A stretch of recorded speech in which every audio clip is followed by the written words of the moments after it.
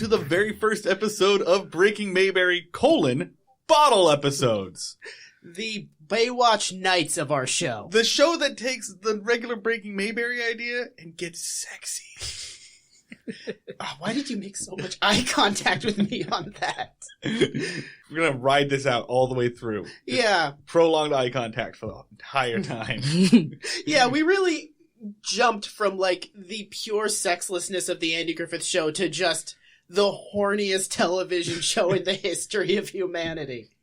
We are, of course, talking about I Dream of Jeannie. I'm one of your hosts. I'm Marty Schneider. I'm that other host, Dan Ludwig. And the other thing that we're going to be doing differently for Breaking Mayberry, bottle episodes, besides talking about a different show, is we're going to have some guests come along this journey with us. Our guest today is Emily Guendelsberger, formerly of the AV Club, current published author. Yeah. And we're going to talk about your book in just a second. Thank you for coming on board with us. Oh, thanks for having me. Actually, let's go ahead and get into your book real quick. It has been just a second, so I can launch into it. All right, so... You wrote a book called On the Clock, which I'm reading right now. Yay! I just got through the section on Amazon. It's very good. Thanks. I really enjoy it. So can you tell our listeners about it and promote yourself before we get into... let's talk about something that's happening now and not a show that went off the air 45 years ago. Yeah, I'm explain yourself. I am very excited to talk about this show. Like I went to Oberlin. I studied piano there, and this I will tell you right now is going to be a very in the weeds sort of piano type discussion. In the weeds is where we do our best work. Excellent. To be clear, we're talking about an I Dream of Jeannie episode that revolves around a piano. I should specify that for the listeners. Yes. But my book is, if the listeners have read Nickel and Dimed by Barbara Ehrenreich, which was came out in about, I believe it was 2000 or 2001.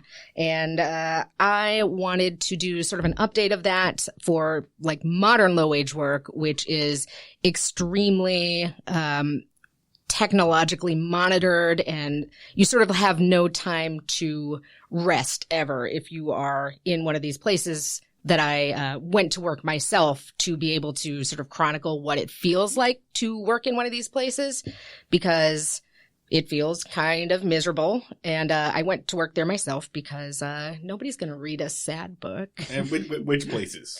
Oh, I'm sorry. That was Amazon Warehouse is the first chapter. A call center is the second one. And a McDonald's in downtown San Francisco is the third one. I feel like you started out with the worst one from what I hear. That's like starting with the boss battle. I mean, it was the most obvious one, yeah. And I'd been wanting to do that forever. And I used to work at a Philadelphia City paper until it closed in 2015. And when it closed, I was just real heartbroken, honestly. I loved that place, and we only got a week to put together, a final thing. So I was like, well, I guess I'm unemployed. I had been thinking about writing a book before that, and I had some interest in that. So I was like, you know what? Feeling kind of crazy right now. I guess, screw it. I'm just going to go to Kentucky and find myself an Amazon warehouse to work in. Because I might as well do it now, because I cannot stomach getting another newspaper job right now because it will just make me cry. And so I just sort of went off kind of out of nowhere and did it, and then sold the book 2 years later. That's so much better that this was actually your job and not your chief was you need to go undercover in the Amazon warehouse. This was real. Oh, it was real. Yeah. I mean, I was there technically undercover, although I was pretty open with anybody. I would have told anyone who asked, and I put my real work history down and stuff. But and especially at Amazon, I told lots of people before I left and interviewed lots and lots of people. Everybody was just kind of vague, bemused. Oh, yeah, cool. Okay. Yeah. So Emily, published author, journalist. You wrote about TV at the AV Club. I did. Probably the most bona fides of anyone we've had on this show. Our second published author, though. Yeah. So we're going to promote that book. All the links to that will be in the description and things. You should definitely go read On the Clock. It's fantastic. Our guests are pretty across the board much more qualified than us, but you're like, you currently are holding the champion. Yeah, like you're definitely... Nice. You have the belt right now. You were a good get for us. Yeah. And how did you get me? Where did we meet? Oh yeah, we met because you were my ride to a strike. Yep. Because you were my ride to a picket line. Yeah, and anybody who's listening, if the GM strike is still going on, you should find Mindy Isser on Twitter and sign up for the strike support stuff. I would say I have a lot of fun every time I go up. It was a good time. When we went on the picket line and Yeah. strike. I mean, it was mostly just us hanging out with some union folk for a Yeah, couple and trying hours to get people to honk their horns and wave, and it's pretty fun, honestly. Yeah, honestly, it was a good time. And even if that strike is finally settled by the time this gets up next week, there are other strikes. Mack Trucks is on strike. Yeah. There's like 15 going on right now. Yeah, it rules. Yeah. Also, I think as of this morning, there is a tentative deal on the table. Really? Yeah. I actually, just before I came in here, I got a notification that it's not finalized, but they think they might have one. Oh, thank goodness. Yeah. Like, I actually have somebody that I met when I was writing the book at Convergys. Is she now works or did work in a plant that wasn't specifically GM, but it made GM parts. And so they're really getting screwed because they don't really have access to some of the stuff that, like the union at GM would give you, but they are getting, laid off and cut down to 2 days a week. But they don't have anyone to turn to. It really, really sucks. So they're just like collateral damage in this. Yeah, pretty much. Shit. Yeah. Well, hopefully by the time this comes out, it's been long over. Yeah, let me hope. Yeah, shout out to any GM or GM-related people out there. Be strong. I'm so sorry this is happening. Yeah. Unionize, folks. Yeah. Yeah. Have a strong union. Okay, so it's been like 7 minutes of our television podcast. We haven't talked about a single television show. So we're going to get into I Dream of Jeannie because Dan and I are so tired of the Andy Griffith Show. We needed a break. Yeah. And it's a bit of a switch for us because I would say I've watched a couple of episodes. I don't have a whole lot of familiarity with it beyond just the basic premise that there's this dude and his girlfriend is a genie. And we get. I don't think they're boyfriend girlfriend. I don't think they're doing it. Well, that was my understanding of it before I started watching it, and now I understand a little bit more. So, I Dream of Jeannie follows astronaut Tony Nelson, who was in orbit around the planet, and he landed on an island in the middle of the ocean, and he found a bottle in there, and it turned out to have Barbara Eden, this beautiful genie who is like very, very white and blonde, super white and blonde, white. but also still kind of weird. Like Lee has some like Orientalism thing going on. Yeah, like I think she's like, or this is also kind of the first episode I've ever seen of this, but because I'm a tryhard, I did like some research on I Dream of Jeannie. Sure.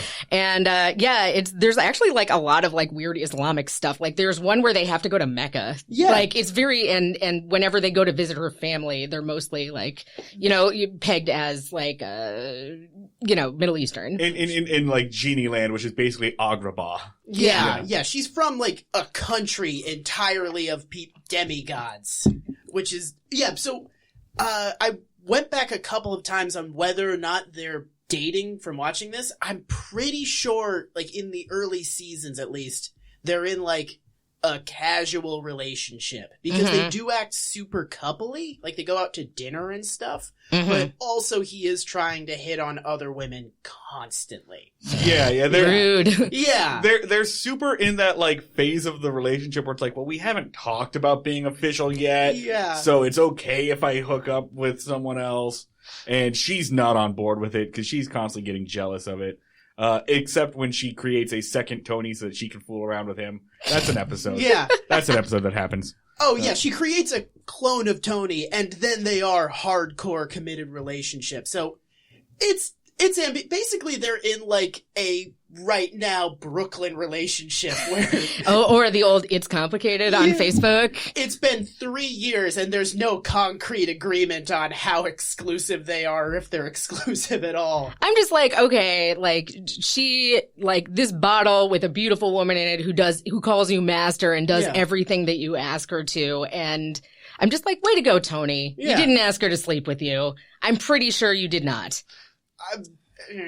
I think you're giving Tony too much credit. I am on good man Tony's side. I don't think good guy Tony Nelson. Yeah, good guy Tony. Good guy astronaut Tony Nelson.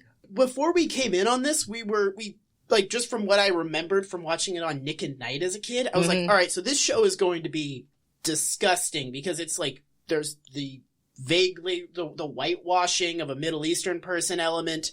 There, it also, I'm remembering it as sort of being like basically a guy has a magical sex slave a little bit. So there's that weird element. That's what we thought was going to like happen. Weird going science. In. We thought it was going to be a weird science situation. Exactly. A Born Sexy Yesterday thing where you have like a magical hot idiot girlfriend. Because we should point out, like, it varies like how intelligent or how powerful or really how cognizant Jeannie is at any moment. I have a lot of thoughts on the relativity of her powers when it comes to what she can do. Sometimes she's like super involved and she's like got a lot of agency, and sometimes she's just like a sexy plot device. And it's very weird, just a couple of episodes that Dan and I have watched, how sometimes Jeannie's removed from her whole show, like entirely. She sets up the situation for Tony and then just hangs out in the background. She's like the Deus Ex Machina figure in a couple. Mm-hmm. But overwhelmingly, what I've seen is she's the dominant one in the relationship. Like, yeah, it certainly seemed like it in this one. Yeah, Tony like dances in her hand. She has all the power. It's a very weird dynamic that completely goes counter to every expectation I had from it. Mm-hmm. Even though she still calls him master. Oh, yeah. It feels almost like condescending. Like, all right, master. Yeah, sure. Yeah, you can't do anything. I could turn you into a frog if I wanted, Yeah. Or maybe she couldn't. I don't know. It's very unclear because in this episode, she gets locked in a file cabinet and cannot get out somehow. Yeah. Despite having, literally infinite powers. The rules on what she can and cannot do and what actually restrains her are very weird. I kind of like to think from this episode that her weakness is specifically filing cabinets. Like, that's the only way. Or that the filing cabinet is, like, made out of silver or lead or something. I think it's small enclosed spaces. Because she was trapped in that bottle for a long time. And they leave the bottle uncorked so that she can go in and out as she pleases. But I think that if you get her in a small space, she's stuck there and has to be let out. I think. That makes a lot of sense, I think, as well. So I buy it. So what is this episode? This episode is this is season 5, episode 1 according to the official listings, but episode 5 on Amazon for some reason. Jeannie at the Piano. Originally airs September 16th, 1969, directed by Hal Cooper and written by this series Bob Sweeney, Sidney Sheldon. All right. The most sexless name that I think you can have. It's up there. Yeah. And here is your one-sentence summary from Wikipedia. Jeannie casts a spell on the piano in the Cocoa Beach Officers Club, making Tony appear to be a musical virtuoso when he sits down to play. Now, Emily, this was your choice. We're doing guest choice on this miniseries. Why did you pick this episode? I picked this episode because I've played piano my whole life. I went to Oberlin. I was very serious about piano, and I don't know. I always like to choose something that I can maybe bring some extra expertise knowledge to. And I'm looking at your notes, and you definitely did. Oh, yeah. Like I said, I am the try-hardiest of the try-hards. Did you write your notes in pencil and then go back over it in pen for stuff that you really wanted to emphasize? Oh, yeah. This is how I do all my interview questions. It's just like, the pencil is like maybe like if I have time, but the pen is like, I need to hit this. The pen is like, I need to say this, but at a louder volume. Yes, exactly. That's good, because like I've got the mixing board in front of me, and whenever we get to a pen, I'll just know to turn you down. So as a musically inclined person, how do you feel about it being represented in this episode? You positive, negative? It's kind of interesting in that somebody who was knowledgeable about music and probably also piano definitely was involved with this at some point, because the music that he plays on the piano throughout, it's kind of like a really Easter eggy joke in that almost all of them are in some way military. Like he plays the first piece he plays, the Rondo alla Turk. It's a Mozart piece. It's from, I forget which sonata, but like it's based on like Janissary marches from Turkey. And then the next piece that they show him playing it's Chopin. I think it's the Polonaise in A major. Yeah, which is subtitled the Military Polonaise. Holy shit. And then I forget what the other ones were, but there's another dumb musical joke that's actually at the very end, so I can talk about that then. But like when you contrast that with just how terrible the Tony's fake piano playing is, he is not trying at all. It is kind of embarrassing. Tony, by the way, is played by the actor Larry Hagman, who went on to be like the patriarch in the show Dallas. If you don't know what Larry Hagman looks like, imagine Bill Hader's voice coming out of Rob Lowe's face. Yeah. And that's pretty much what you've got this character. He honestly kind of looks like Bill Hader and kind of more Tom Cruise got into like a fusion accident. He looks like Bill Hader doing a Tom Cruise impression. Yeah. like it's a weird deep fake going on. It's very unsettling. So let's go ahead and just give some context to this, and we can give all the context by talking about the opening scene. So the opening scene is at NASA, at the NASA headquarters where Tony works. He goes into the rec room. This is kind of like the break room. There's like ping pong tables and stuff. And he's talking with his buddy, Major Roger Healy, who is his best friend, who knows that Jeannie exists. That blew my mind. In the very first scene, like Jeannie pops up as like a tiny, like 3-inch tall thing to ask what to make for dinner. Yeah. And then like he's sort of like crouching down and trying to hide her from everybody else in the room. And then his friend Roger comes over and he's very casually like, "Oh, hey, Jeannie. Yeah. What's up?" I was just like, what? He's not even perturbed by like the fact that she's suddenly there and tiny. Like, yes. And then I read it and I'm like, oh, he's known about it the whole time. Yeah. But like it still was very surprising having not seen the show before. Healy's in on it, but no one else is. So they're trying to keep everybody else like from knowing the secrets, because otherwise, I mean, these guys are basically Air Force. They would launch a strike on Genie-topia immediately. Yeah. And, like, try to get that magical demigod resource. Like, yeah. I mean, I also do like the fact that this does not feel like they have a solid handle on what NASA is or how it works. They absolutely do not. And I want to get into that later. Yeah. I will say the first sign that it's going to be a real bad piano fakery thing is when someone comes over and he's just like, "Nothing, I'm just sitting here at the piano," and he does a glissando, which is where you sort of run your hand over all the keys so it goes whoop. And I forget whether his hand goes down and the notes go up or vice versa, but it is one of those, and you're like, ooh, this is going to be pretty bad.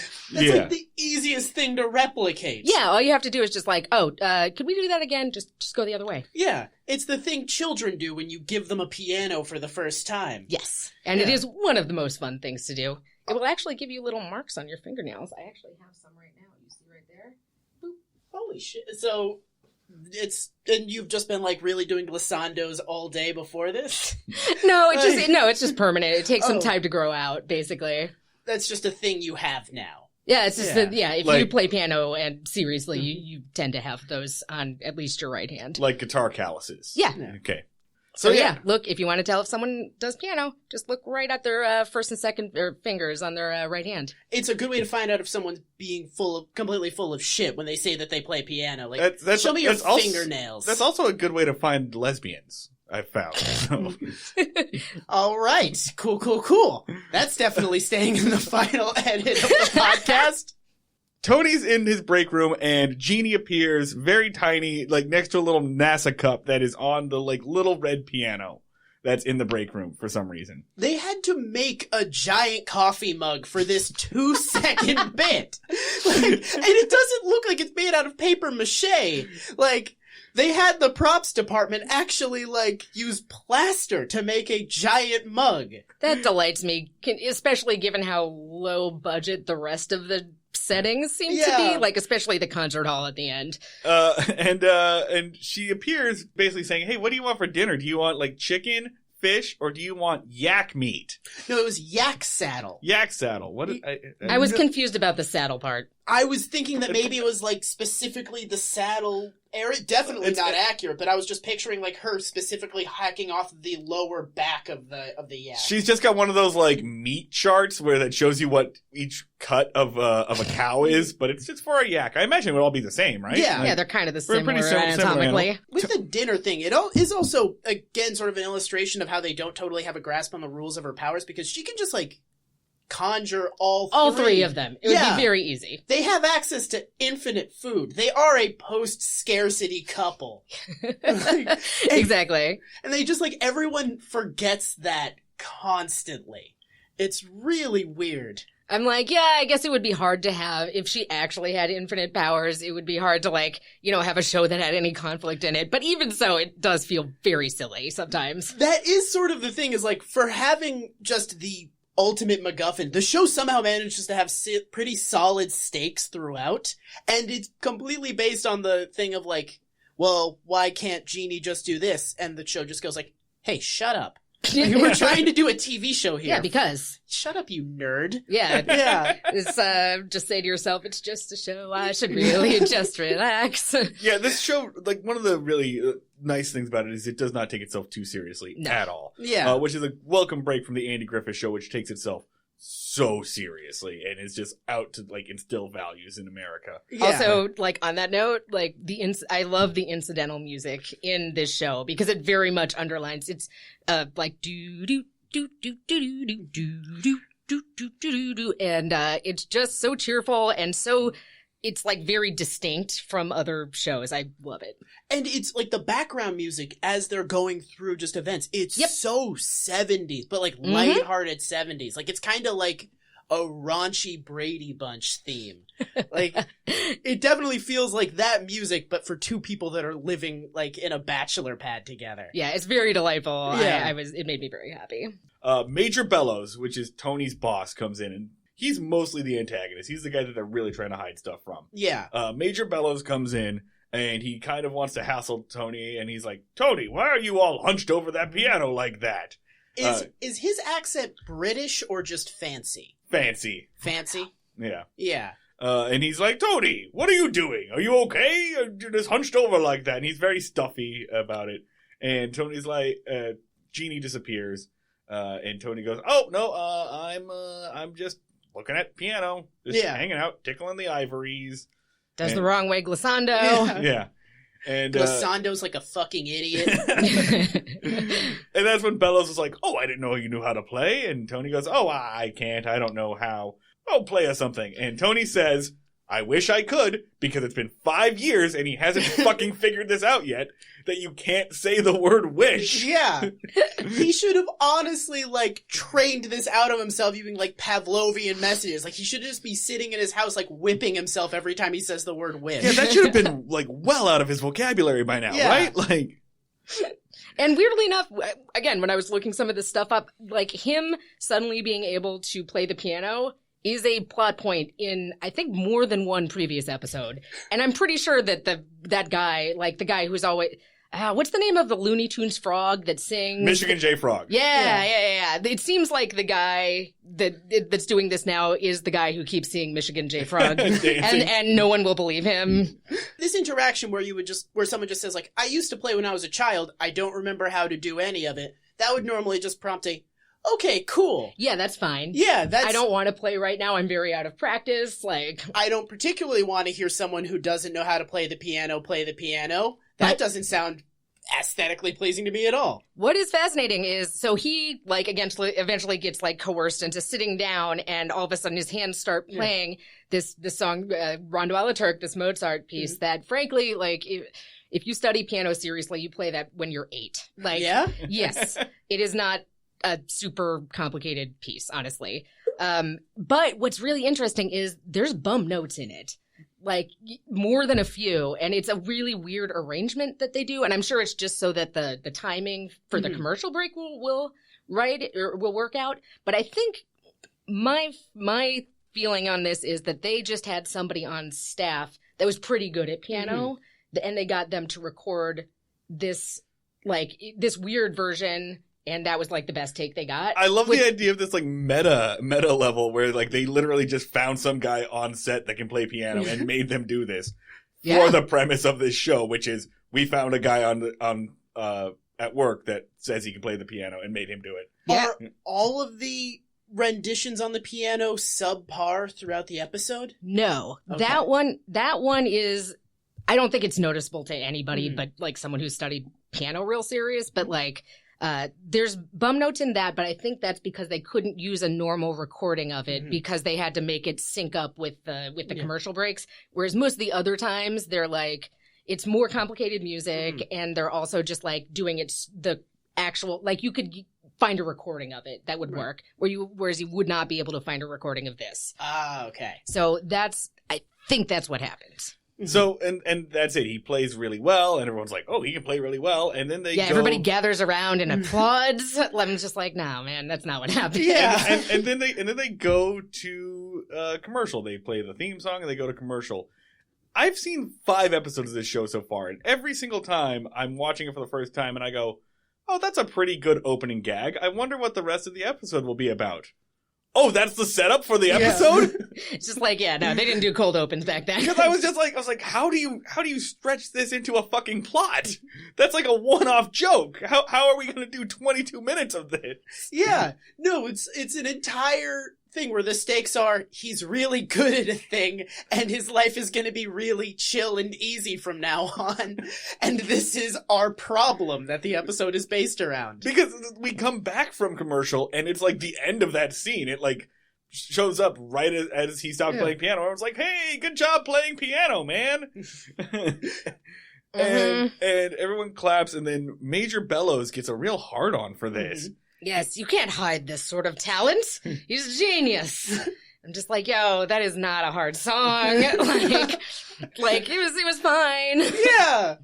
He's like, I need to tell my boss, the general, about this guy that played the piano really well in the break room. Which made me go, why? Yes. He definitely doesn't have anything important going on. No. Like, at NASA. In the 60s. There was definitely nothing good happening at NASA in 1968. Yeah. I love that, like, Tony's, like, primary thing is, like, I gotta fly missions. I'm an astronaut. So it makes it sound like he's just, like, going up to space on Thursdays. Like, yeah, they've done that numerous times. Yeah. They, again, very soft understanding of what NASA is or does. I think they just think it's like... And they take 2-hour lunches, apparently. Yeah.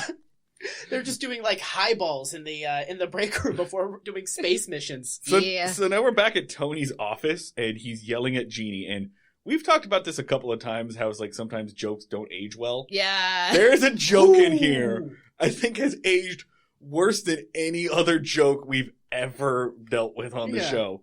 And that joke is that Jeannie, in her defense, says something like, you said you like piano, and I wanted to make you into a great piano player. And Tony says, I like football too. I didn't want you to turn me into O.J. Simpson. It's like magic words now where just like suddenly a dark cloud gathers overhead. Like even if you just mention him in passing. Yeah. I had to pause, go, oh shit, and then look up O.J. Simpson's career, because I was like, how old is O.J. Simpson? Yeah. O.J.'s old as hell, apparently. Yeah. I was really surprised, like, just given how the cultural definition or understanding of O.J. Simpson as a term is so different. As synonymous with football excellence since 1969. Yeah. Yep. Like, it's just, so 1969 through the 90s, he was just synonymous with, like, good at football, the best. Mm-hmm. And then, you know, stuff happened. then he was, events. Then he was known for something else. Yeah. Don't quite remember what. Yeah. So didn't get to that part of the Wikipedia page. So what I really liked about this scene is, like, Jeannie, he says, like, well, Jeannie makes it clear that she's like, well, I wouldn't want to put the burden of having to play piano on you, so I put it into the piano instead. But I was just like, yeah, that's right. Like, that's the thing, like, being, like, practicing enough to be real good at piano is so hard. It sucks. Like, I feel like you're downplaying her phrasing in this, because she doesn't say, like, I don't want to put the burden on you. She's like, I don't want to put the burden on you and your delicate, beautiful little fingers. They're so beautiful and perfect. They couldn't deal with those hours and hours of drudgery. And I was like, yeah, got it right. Okay. But, oh, yeah. But you're all skipping something, which is that if your piano playing ability comes from your fucking genie girlfriend, you don't have to spend hours practicing at the piano. But maybe he doesn't have to do any of that. He doesn't have to practice. He has magic genie fingers. Reasonable point. But maybe it makes no sense. I was still into it. I don't care, man. Maybe the way it has to work is she has to magic the experience into his hand. So like he'll just be looking at them, he'll just like age 5 years and like get all the scars, all, like, wiry and like get creepy veins. It'll just Dorian Gray, but only on his hands. Exactly, and like suddenly he's like crippled by like the arthritis of all the work. So it could be along those lines. Also, when he says like, I like football, but I don't want to be O.J. Simpson. My line would be like, wait, why don't you want to be good at football also? Why don't you just want to be good at all of the things? Yes, I definitely was kind of mad, especially at the end of this where they're like going to destroy the piano. Yeah. It's like, how dare you? That is awesome. How dare you destroy this amazing thing she created? Yeah. Like, who cares? So let's be clear here. This is a magic piano. Mm-hmm. And Tony says, wait, so anybody that sits down at that piano can do exactly what I did? And she's like, yeah, dude. I also want to point out a very good bit of wordplay earlier that happened, where as Tony is running out, his friend Major Healy says, Tony, that was amazing, or that piano playing was borderline genius. And Tony says, you're almost there, because it was Jeannie. Solid puntsmanship. It was good. It was some clever right. He was like, you're halfway there, and he points at Jeannie, who is in the cup at that point. Yeah.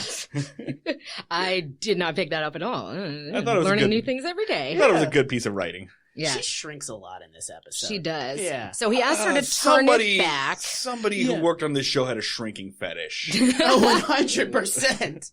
This was definitely a writer's room of fetishes. This definitely bore out, like, it created a lot of real weird sex fantasies, I think. I feel like Spot the Fetish is going to be a game that we play a lot on this mini-series. Oh, I think this series closes with a reading of fan fiction. Oh. And just just a bottle of whiskey between the two of us and a reading of fan fictions.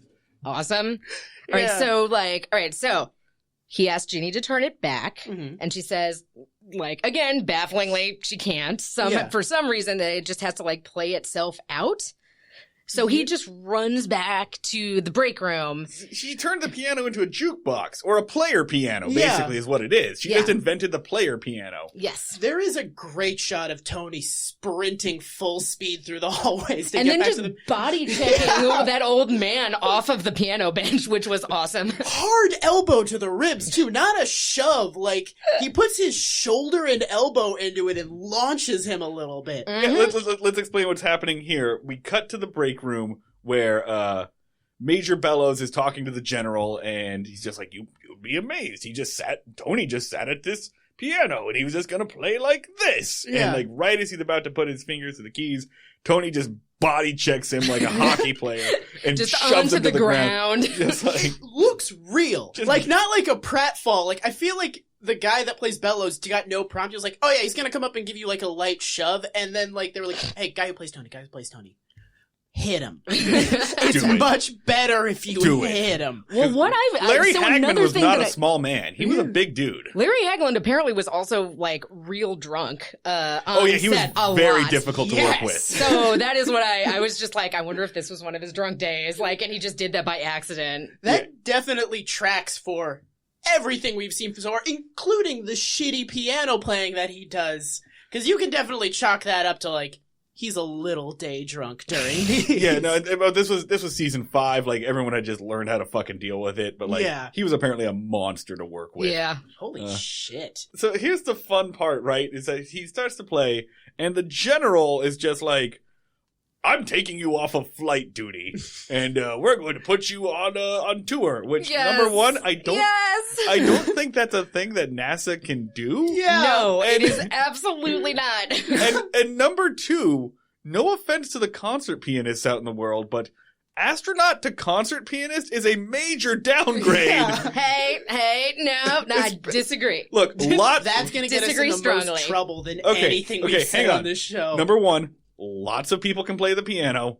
Not a lot of people can go into space. Oh, you were Number digging us in such a hole. Number two, Y'all are canceled. Yeah. Number two, it's 1968, so it's especially true then. You right? are going to get the Piano Players of America on our asses, and guess who's not going to have our backs? The fucking astronauts. They don't give a shit. They do not. Okay, let's just play this out, right? If this happened in real life, it would be like, oh, hey, turns out Buzz Aldrin is really good at tennis. So we're gonna like shelve this whole Apollo program thing real quick, and we're gonna take him to Wimbledon. That's how we're gonna beat the Soviets. 30 love. That's the plan. The piano is more important than tennis. I just really want to go on record as saying that. It's a very it's a keystone of our culture. It's a cornerstone. I feel like Goddamn right. I feel like I'm not going down with him. I think I'm good. But I'll Anyway, die on this hill. Anyway, I'll the song stay that on he's his hill. playing when he like knocks the dude off the piano bench and like slides into place and immediately starts playing, that's the Chopin Polonaise, the military one, and that is admittedly more difficult Yeah. than the first thing that he was playing. So maybe I'm like, oh, okay, maybe the general will be a little more impressed with this. That makes a little more sense. I like to think that at the that later, much down the line, someone's reviewing the general's budget for the year, and it's like, hey, so you're looking good for the most part. I'm noticing your music budget skyrocketed for this entire month. Yeah, because they bought a grand piano Yeah. for the break room. That's like $100,000. Like they're so expensive. And rented out multiple concert halls, and someone would just be like, you are not the entertainment division of the military. That's an entire thing. You are NASA. This is not your deal. What did you fucking do?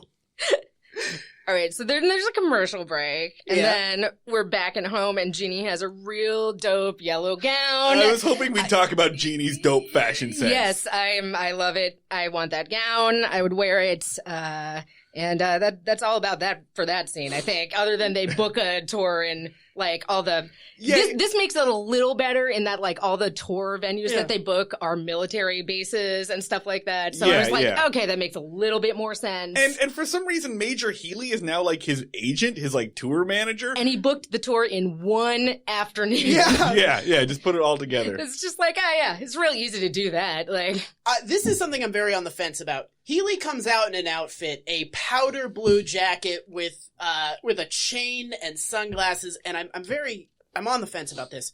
Does he look like an absolute asshole, or does he look fly as fuck? fly. He looks Into pretty it. fucking fly. Yeah, I could see it go. I like paused and really stared at it, and I was like, this is getting away from me. I mean, compared to everybody else on this show, yeah. Okay, so he's, I mean, like, I think the show is supposed to make us think that, the show wants us to think that Healy is, like, an incompetent beatnik asshole. Yeah. But it really just makes him look cool as fuck. Yeah. We've talked about this before, or, like, you and I have talked about it before we recorded, about how this show has a really weird relationship with, like, culture and counterculture, because Tony's the most square motherfucker on the planet. Yeah. Just the biggest dork on the planet. He's in, like, the military in the 60s as a, like, young...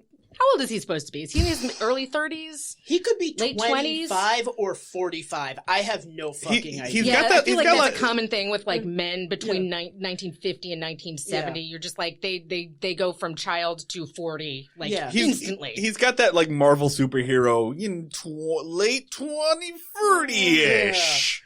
Like Tony Stark is probably like 47 years old. What the fuck is going on here?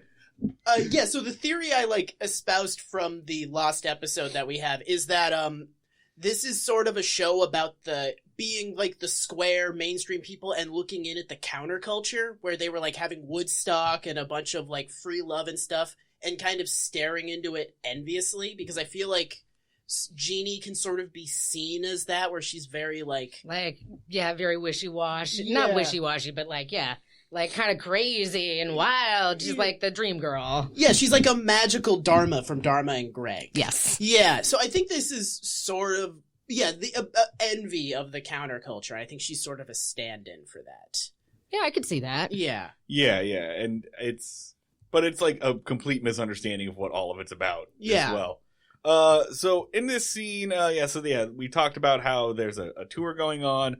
Jeannie offers like, well, I could just put magic into all of the pianos. Yeah. And Tony's like, that just makes it worse. I guess we'll just have to lug this red fucking Schroeder toy piano. Which is, again, completely absurd. Yeah. Like, that is an insane thing to do. All right, so she was moving it around by, like, putting it in her purse, like, shrinking it down and putting it in her purse. Moving a piano is not easy because it goes out of tune whenever it changes, like, humidity and, like, temperature and stuff like that. And you have to, like, hire movers and stuff like that. And it looks like he's going on this, like, nonstop tour, except with, like, somehow the piano is coming with him from venue to venue. Yeah. That thing already should have been out of tune. Also, like, this is kind of like a hard thing to notice, but the sound of the rinky-dink piano is a grand piano. It does not sound like an upright. I think that they must have recorded that on grand piano and then just, like, imposed it onto that thing. But again, magic player piano. Yes, exactly. Magically in tune, magically, like, real good sound, like, whatever. Yeah, no, that does bring up a great point of they're just like, so apparently Tony is able to teleport a small piano. Do we have any follow-up questions on that, everybody? No? I didn't see him hire movers at any point. I think they do. I think they do wheel that piano out when he's going to, in the next scene, going to smash it with an axe. Because Tony's just like, okay, well, fuck it, I'm just going to destroy that piano, and that'll be the end of that, I guess. Yeah. So he, like, goes back to work, and he takes a fire axe off the wall. Yeah. And he's just, like, marching down, about to fuck it up. And that's where, it's Healy, right? Roger's like, hey, man, I'm moving this piano for you.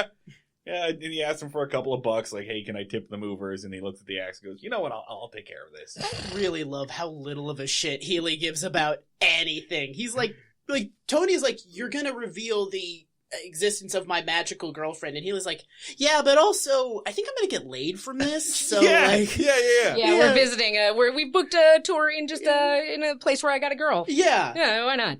Yeah, sure. No, he's like, great, you're making wonderful points. I agree with all of them. But also, I do not give a shit. Also, I think he's kind of realistic. How would they possibly be like, well, they don't know about Jeannie. They don't know he's got a magic girlfriend. Why would they be like tracing it back to him? Yeah. Like, it's not his fault that he's like sitting at a magical piano. He was just the first one to come across it. I think that they could have gotten away with the magical piano thing being not attributable to him. Yeah. What is the government going to do? Launch a, like, 2-year investigation to the existence of magical magic piano. Yes, they'd be laughed out of Congress. It would rule. Yeah, and again, this is, I think, the first time they start talking about destroying this piano, and I'm like, no, you bastards! Don't you dare give it to me! I want it so bad that I wouldn't have to practice anymore. Let's see. JFK's been shot about 4 years ago. This whole Vietnam thing is going on. I don't know what the fuck's up with that. You know what we should focus on? This fucking break room piano. Some guy covered in bumper stickers. Some guy got real good at playing piano in Florida. You guys want to look into this? Hell yeah. This guy's piano talent doesn't add up. Let's get into it. The 18 missing minutes of Nixon footage is all just piano playing. Yeah. Him conspiring wildly about the existence of magical Soviet pianos. Yes. Yeah. Oh, God. Okay, yeah. So Tony tries to destroy the piano in a great crime against the arts. I think we can all agree. Damn right. Yeah. Let's see. The next thing is Tony puts like a bandage on his hand to try to convince the major that he's burnt his hand and cannot perform, and of course, I thought that was a pretty good idea. Pretty good. Should have worked. Of course, Healy fucks that up too. He could have committed to it enough to actually burn his hand, or just like pull a Gardner Minshew and like hit your hand with a hammer or something like that, or tell Jeannie to like be like, "Hey, can you make my hand look burned?" Yeah, or something. Or some makeup. Can you ask them to forget about this? See, we yell at Can they do that? We yell at Tony for forgetting that he has access to Jeannie. I just forgot he had access to Jeannie. The show forgets that he has access to Jeannie on a regular basis. Yeah.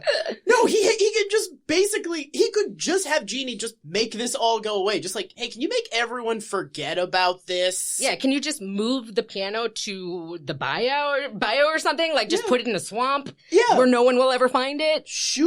Put the piano on the moon, and then everyone will just be like, You have rockets. They're right there. Yeah. You work at NASA. Yeah. All right, so I watched this with my husband last night, and this scene where there's like, he bandages his hand and then gets caught like that he's faking, and then they're like, oh, you're just too modest. You don't want to like be a celebrity, but we're still going to make you do this anyway. Yeah, all those celebrity concert pianists that I can name off the top of my head. Yep, exactly. You are going to get us in such shit with pianists. Why do you keep going in on this? Why are you willing to die on this hill out of any? But this is the thing where my husband was just like, yo, that doctor is real creepy.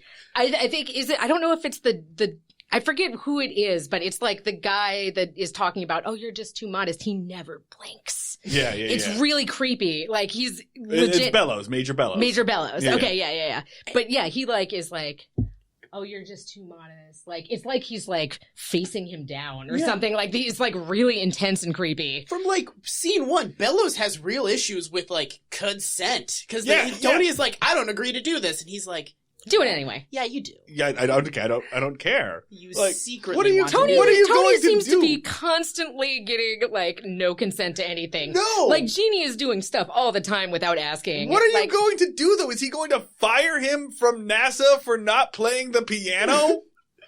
They spend an entire day setting up this tour. Do you have any idea how many resources went into that? No, it was not an entire day. It was from hours 3 to 5. They slapped this fucking thing together. All right, so they do make him go do it, and then the next scene is in a concert hall, which is he actually does a slightly better job because I think with the other shots, the shot is not behind him, it's in front of him, so you can't really see what his fingers are doing. So I think he's not trying as hard, or maybe at all, to make it look right from those scenes. This one, he looks like because the camera's sort of behind him and you can sort of see what he's doing, he's making more of an effort to make it look, to sort of make it line up. I didn't write down what song that was, and I don't remember off the top of my head. Love the like concert montage because it matches perfectly the opera scene from Citizen Kane.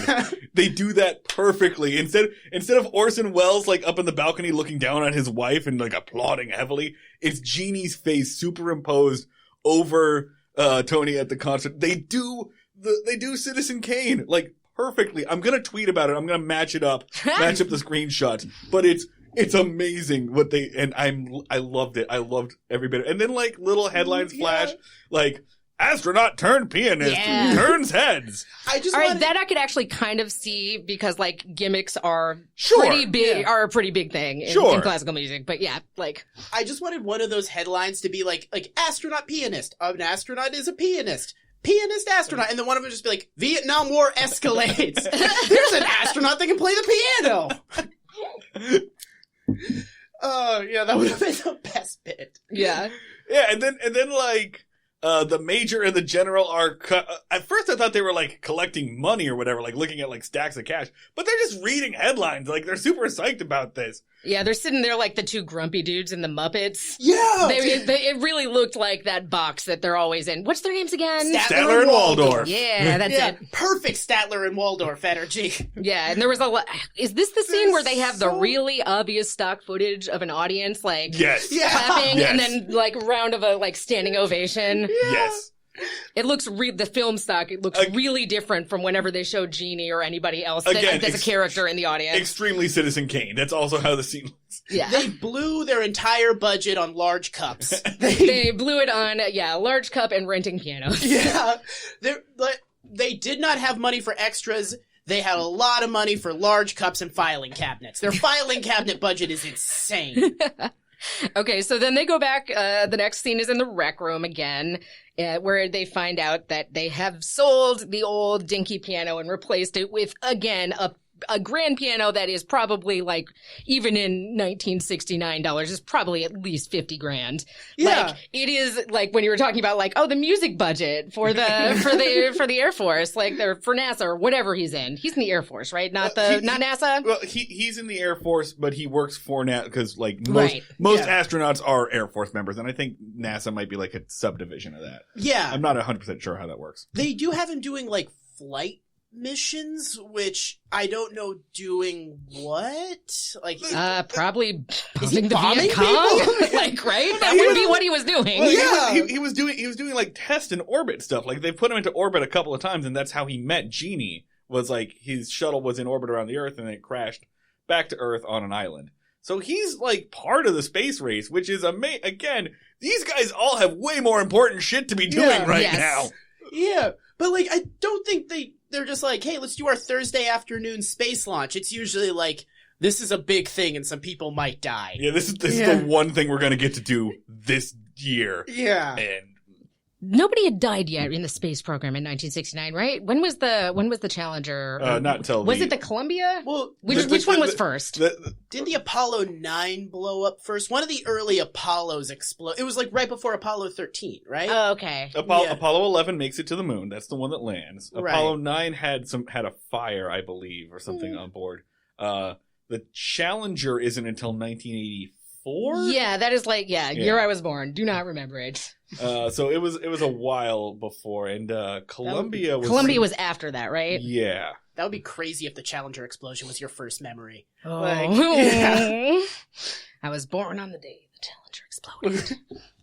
Okay, so he actually gets out of, everybody's like, circling around him, like, oh, you got to play this new amazing grand piano we bought you that also does not fit in that break room at all. No. Yeah, it takes up half the room. Yeah, it looks like they got rid of the pool table to put that in, which I think would make him just persona non grata through the entirety of NASA. Yeah. Like, Be so the super talented piano guy got rid of our entire break room. Love it. and they actually, they have what I thought was a really funny joke in this, which is that they named it the Major Anthony Nelson Memorial Piano. Yeah. I'm into it. Yeah. It just goes like, isn't that for someone that's dead? Yeah, so he gets out of it by like pretending to be joking and playing chopsticks, which was cute. And everybody's just like, "Oh, super funny joke." Even though he could have just been like, "Hey, Jeannie, don't show up, but give me the powers again."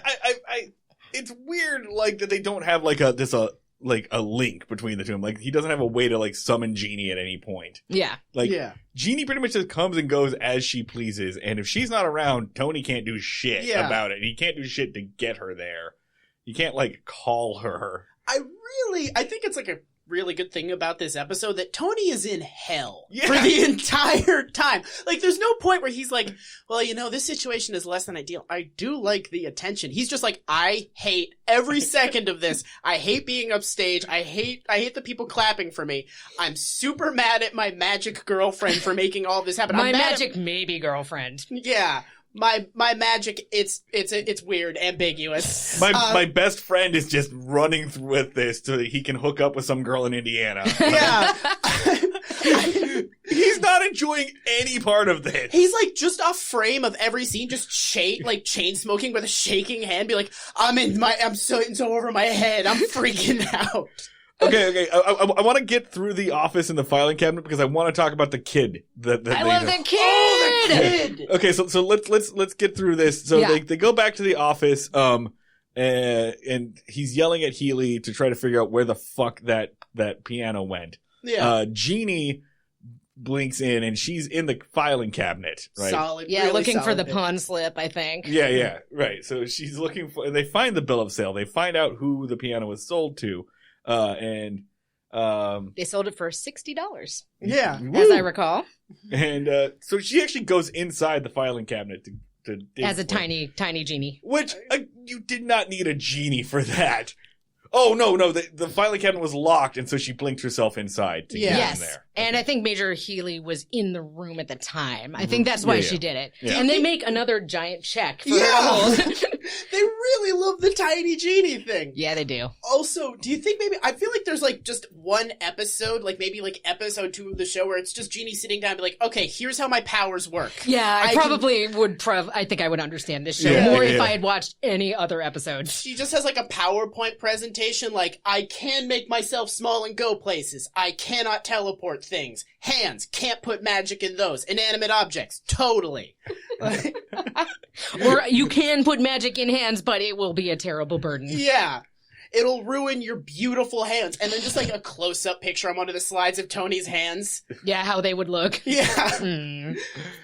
So they find out who sold it, and then the next scene is 3 grown adults in the bedroom of a small child whose parents do not appear to realize that he has 3 adult guests in his room. Yeah.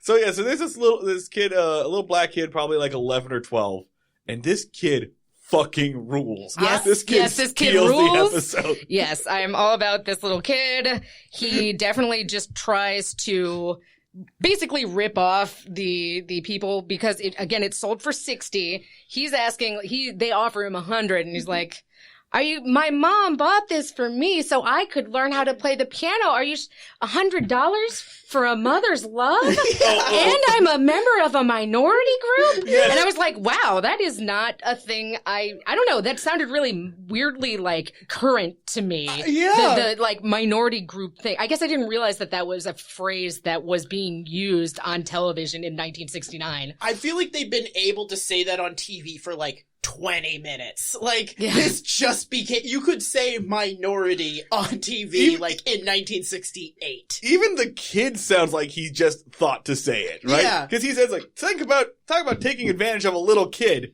period. And there's, like, a moment where he's like, who's a member of a minority group, mind you. They do, like, a little pause where you're like, is he gonna say it? And then he's like, a member of a minority group. Like, and he said it. Yeah. Jeez. Can we just as a moment, let's just go ahead and appreciate that this is happening and coming off of the fucking Andy Griffith Show, which runs for 8 years and has a black person speak once. Wow. Yeah, and now we're on this, where a little black kid fucking dominates 3 grown adults. And what I especially love about this scene is that, like, Jeannie talks to him and he's like, well, I don't really want a piano. I want a trumpet. Like, I'll sell this piano back to them because I don't really want to play the piano. But if it had been a trumpet, no contest. I'd be keeping that trumpet. Yeah. And so they come up with $120, and then Jeannie boops into existence a beautiful golden trumpet. Yeah. And then the best part of this is that the trumpet is also magic. Yeah. So this kid just picks up the trumpet, which he appears to have never played before. Right. Yeah. He does not own one, and just starts belting out like very difficult things on the trumpet. And I'm just like, yes, I am so into this idea of this kid going on to like go to conservatory, being this prodigy, all because he happened to just like hard bargain these like astronauts about selling back a piano. He's this generation's Robert Johnson. Like yes, exactly. Except not damned. Not going to, instead of the devil, Jeannie. Yes, exactly. Until someone hands him literally any other trumpet. All he's got, that was another thing I thought was funny, is that while they have the problem with making different other pianos that magically play themselves, they have no problem leaving this child with a magic trumpet. He's never played the trumpet before. There are going to be no questions about where the trumpet came from, why it's magic. Like, I mean, this kid's parents don't seem to be super involved in his life, except they are, because his mom bought her a piano. The mom bought him a piano. No, the mom says he can't have a trumpet because it'll, quote, push his teeth in. And then Roger suggests beating the child up. Is that what he's suggesting? Yeah, he's like, push his teeth. When it comes to pushing his teeth in. Yes. I was just like, are you proposing beating up this 12-year-old child and stealing his piano? Okay, so we've thought about giving the child money. I have no second ideas. I did not really bring that much cash on me. Straight to violence. Yeah, he's like, all right, so let's see. We have $150. We have a demigod. I'm thinking we kick this child in the face and take the piano. That's the best I got.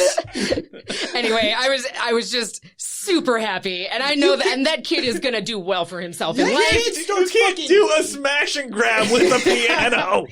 You can if Jeannie can shrink it and put it in her purse and That's run off with true. it. She does that in another scene. Also, that kid fucking starts used car salesmaning them, where there's like, how about $120? He's like, look at this beautiful red paint that's on this piano. Look at the chassis. Yeah.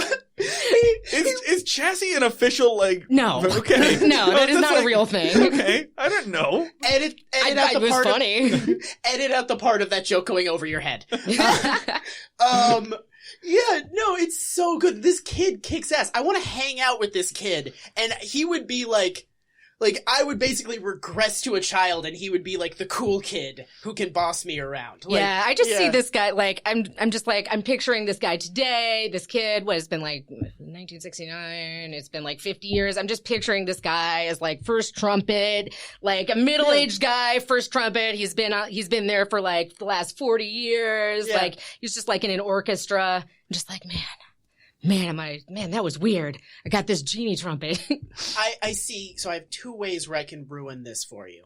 So one, mom's gonna get home, be like, I told you can't have a fucking trumpet. But then he's like, look how good I am at this. And then, is the magic in the trumpet also finite, like in the is in it the gonna wear piano? out? So like, I choose to think no. there is like one sad version of this where he's like, it's like 10 years later, he's going to college on a trumpet scholarship, and then just one day it just like fizzles out, and he's like, Well, he could pretend to break his fingers. that is true. And then he could just pretend to, as many people do, as I did, be like halfway through college and being like, oh, this sucks. I don't want to do this. I'm going to become a psych major. And then, also I'm at going to that go point- into journalism. There's a lot of money in that. Hell yeah. Yeah, you know what? This kid is so fucking savvy that he would think to do that. Yeah, Like, that is a smart Oh yeah, kid. this kid would definitely work some kind of hustle. Anyway- Also, he would probably eventually learn to play the trumpet, like Yeah. at some point. Yeah, I would imagine, he would figure out how to do it, like, Yeah. if he was going to school for it. Yeah, Anyway, this kid, MVP of the episode. Fucking- Without a doubt. Absolutely. I have only Absolutely. good things to say about this child's future. both the character and the actor. This little kid actor is annihilating. He's acting circles around, again, 3 grown adults. I did like how, I did think his earnestness with Jeannie about how much he wanted to play the trumpet was really endearing. Yeah, but he's also like doing it aside of like, she's like, do you actually want the money for this? He's like, fuck, I don't want the money, but also fuck these guys. I do want a trumpet. Like, Yeah. yeah. Yeah. Oh. So back at the office, so Jeannie has shrank the piano. They established that she has to return the bill of sale to the filing cabinet for reasons. For some reason. To the Chekhov's filing cabinet. Yeah, this is important. It's very important that they keep the paper trail established for some reason. And they Yeah. have already established, helpfully, that she can get stuck in a filing cabinet Yeah. earlier. So it truly is Chekhov's filing cabinet, yes. Filing cabinets are her kryptonite. Yeah. So Jeannie gets stuck in the cabinet because she magics herself in, and then the doctor and the general are leaving, and they lock the filing cabinet. So Jeannie is locked in there. Yeah. With the piano, right? Yeah. Yeah. She has it in her purse, so it's an extra tiny piano. Oh, it's like microscopic piano. Yeah, it's like Inception piano. Yeah, like an Ant-Man Quantum Realm ass piano. Yeah. Yeah. Honey, I Shrunk the Kids inside an Ant-Man. Wow. Oh, Yeah. nice. Not to be confused with the ant that is in Honey, I Shrunk the Kids. Yeah. A lot of movies about people talking to ants, and by a lot I mean 2. Yeah. All right, so they cut to the concert hall in New York where he's going to have his debut Yeah. on a symphony stage of some sort. Except the flyer says piano prodigy Anthony Nelson, which You're I not a object prodigy to. at age Yes, 45. Exactly. You are at least between the ages of 25 and 50. Clearly, you don't get to be a prodigy anymore. Piano wonderkind Tony. Yes. It's just like, this is ridiculous. And he's freaking out because he's like, all right, so the magic piano that I need to do this entire set isn't here along with my magic girlfriend. And Healy does not give a shit. What is Healy doing, Dan? What is Healy doing this whole time? He's making a bomb. That monster. Just casually making a bomb. Yep. The bomb is meant to, apparently you can hit one of the keys or something like that. And then he says and then you've got 45 seconds to get away from the piano, which again is setting up another really nerdy musical joke, which I will tell you about in a second. Oh, I love this. So, and which I think it'll make the bomb make more sense because otherwise the bomb makes no sense. I mean, I would argue the bomb makes no sense. Well, I guess without the piano. Do you mean with the piano joke it makes sense? Yes, it makes sense with the weird piano joke, which I will get to in 1 second. Okay. But anyway, he's rigging up this bomb where you push it and then you have 45 seconds to get away from the piano because it's going to blow up like something out of Looney Tunes and leave your ass looking like Wile E. Coyote. And within the fiction of the universe, you could very much say okay, so you're making a bomb to blow up the piano 45 seconds after you get off stage. Why, though? Why? How does that help What? literally anything? And wouldn't it be alarming to everyone in the room? Okay, you know what I love at the concert hall? Explosions. Yes. Yeah. I mean, it's high drama. Maybe what he should have done is just done the Who thing and just it was the Who that smashed all the guitars, right? Yes. Yeah. Pete Townsend, yeah. Just bring that axe with you. Yeah. Just go to town on it on stage. That would be awesome. Just Jerry Lee Lewis the shit out of this and just start jumping on the piano and banging on it and put your foot on it and and just kick the shit out of that piano that's caused you so much grief this entire episode. It would be cathartic. How was the concert? Oh, well, beautiful music, really loved it. And then at the end, I saw a grown man fight a piano for 10 minutes. It was the coolest thing I've ever seen. I'm a very stuffy person. That shit ruled. He dropped the people's elbow on a piano 4 times. Okay. So Jeannie's still stuck in the filing cabinet, and again, watching this with my husband, and there's a lot of really high key incidental music going on in the scenes where Jeannie's stuck in the filing cabinet, and she was or my husband was why is there so much going on with the music right now? It's really in your face. And I'm it's because it's a static shot of a filing cabinet. Yeah, because nothing's happening visually. Literally nothing is happening on screen except a filing cabinet. It's just an occasionally empty office. blinking out of existence. It's just, and apparently, Jeannie can't get herself out of the filing cabinet, but she can make the filing cabinet move to other places. Yes. So she blinks the filing cabinet back to her house and is Tony? Yeah. Which makes me wonder, she could have taken her fucking bottle anywhere, apparently. Yeah. Also, what was she gonna do when someone came to unlock the filing cabinet? And there's a tiny woman in there. What is she gonna do? I thought that they were trying to keep this a secret. And then all of a sudden, some Major Healy or something, or one of the people that doesn't know about her opens it. There's a genie in there. Yeah. Oh, hey. Yeah. What's up? Squeak, squeak. I am a mouse. I was thinking when she was teleporting the filing cabinet around trying to find Tony, that it was the formation of Dr. Manhattan, and filing cabinets were just randomly appearing in government facilities. At one point it just appears on the freeway, just causing a 7-car pileup. It kind of reminded me in a weird way of the obelisk in 2001. Just popping into existence somewhere. What was that weird? What? Just appears in a child's bathroom and then disappears, scarring him for life. So, all right. So piano prodigy Anthony Nelson sits down at the substitute piano. They have the beautiful grand piano that they have on this, by the way, extremely rinky-dink set of a concert stage. That is not even as big as the concert, the small concert hall at Oberlin.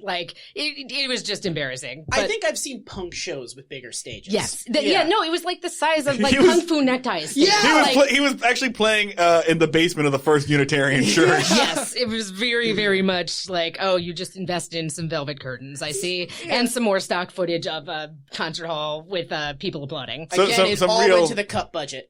Some real deep cuts in this episode for the Philadelphia punk scene that listens to our art. So he then does to me at least, some extremely funny fiddling with the stool, and then someone replaces the stool with one that is more to his liking, and he sits on it in the most ridiculous possible way, which made me very happy. Yeah. And then this is what I really thought, because he doesn't know what to do, so he just like kind of pushes a couple keys, and it's very dissonant, and he does it sort of slowly, and I'm like, oh, he's a genius. He's going to try to pass himself off as new music, like as like modern classical, because that sort of stuff totally existed back then, like very like John Cage kind of thing, or yeah, basically just things that don't sound good in the way that most people think of music as sounding, as like what you would hear in a concert hall. But yeah, like very like dissonant stuff, but he gives up after like 4 notes, and he pretends he was like tuning it or something.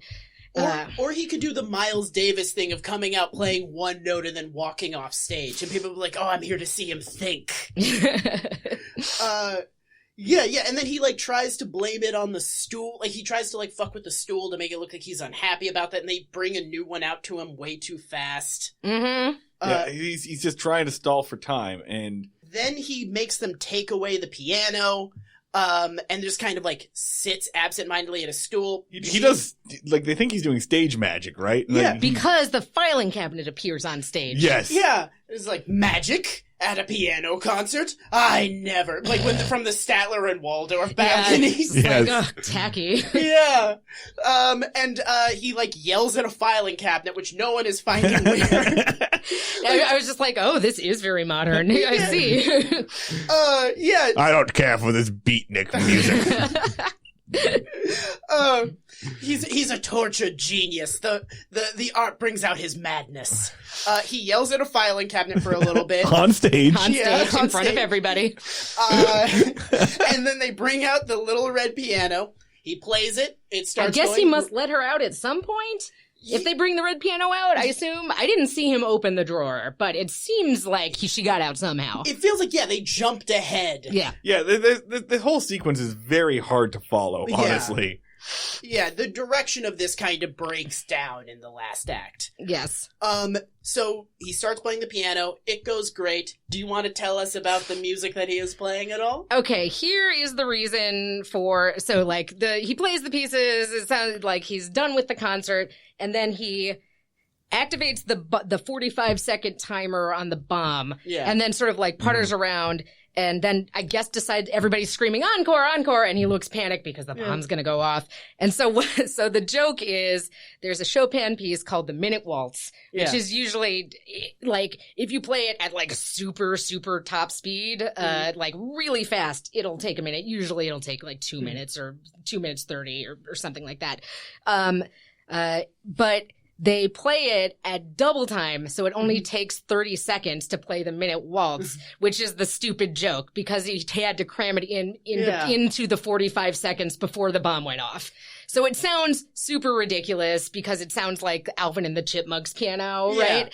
And yes, that is the joke, and I thought it was extremely funny, and I do not think very many people got it, frankly. It is like they treat it like he just did like a 1 minute mile. They're like, he sprinted it. He did it like if you can play, if you do the Minute Waltz in 30 seconds, people are going to be very surprised. Yeah. It is definitely a 1 minute mile. I also like that while they were setting up for the music, they had to wheel the new piano out.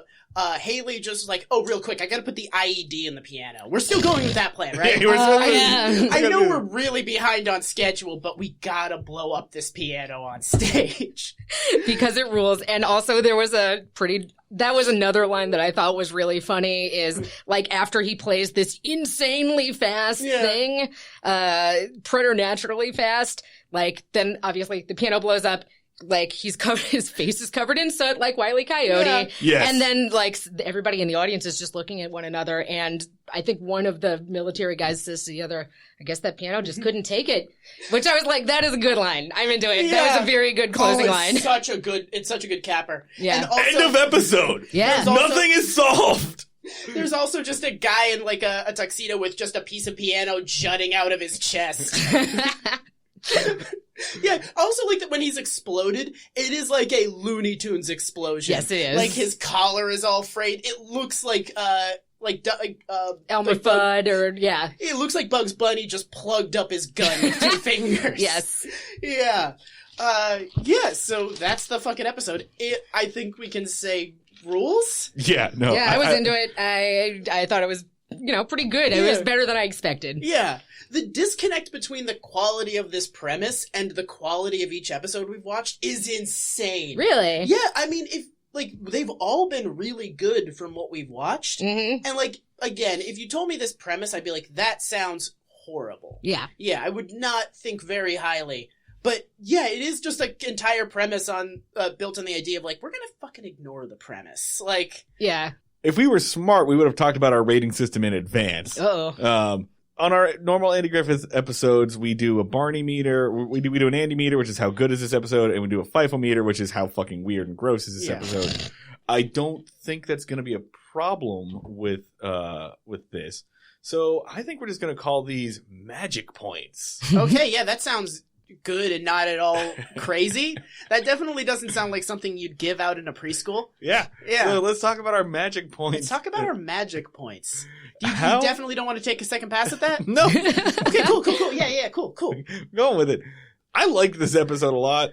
Should we how do we grade it on quality, on whimsy, on we could do I think we can just do a looser system of is this episode good?